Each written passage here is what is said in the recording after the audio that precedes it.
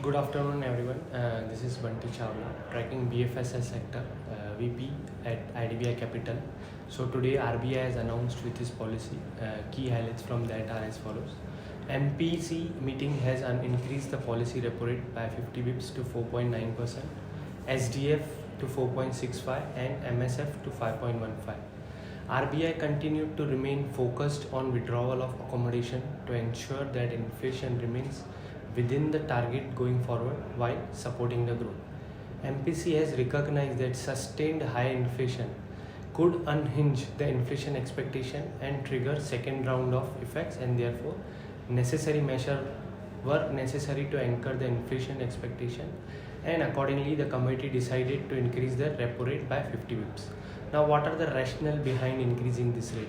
Firstly, due to this ongoing war in Europe and the accompanying sanction imposed, the global commodity prices has elevated across the board, which is putting an upward pressure on the CPI inflation in India as well.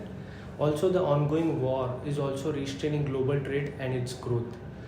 Lastly, the stagflation concerns are growing globally and are creating volatilities in the global financial market.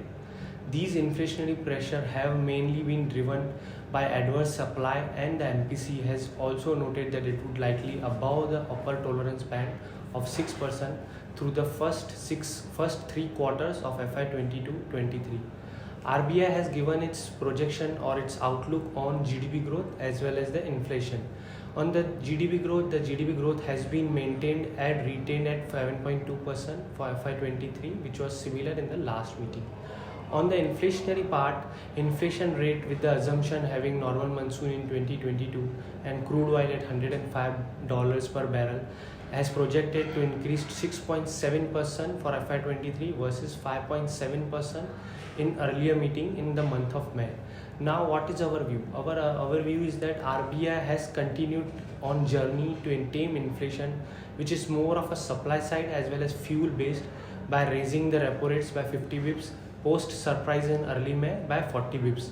However, no CRR hike to reduce the excess liquidity, which gives soothing impact on the bond yields, as GSEC yields down 6.65% to 7.47. Inflation estimates have been raised by 100 bips.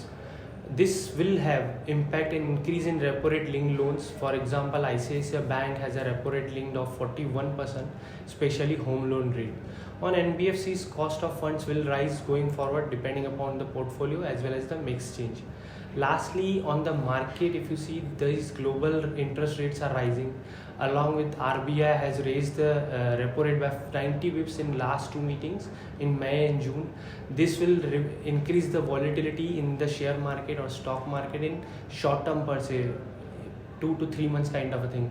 However, for long term per se, we should invest in globally good stocks, in good quality stocks, and preferably banking, ICICI Bank, HDFC Bank. Thank you.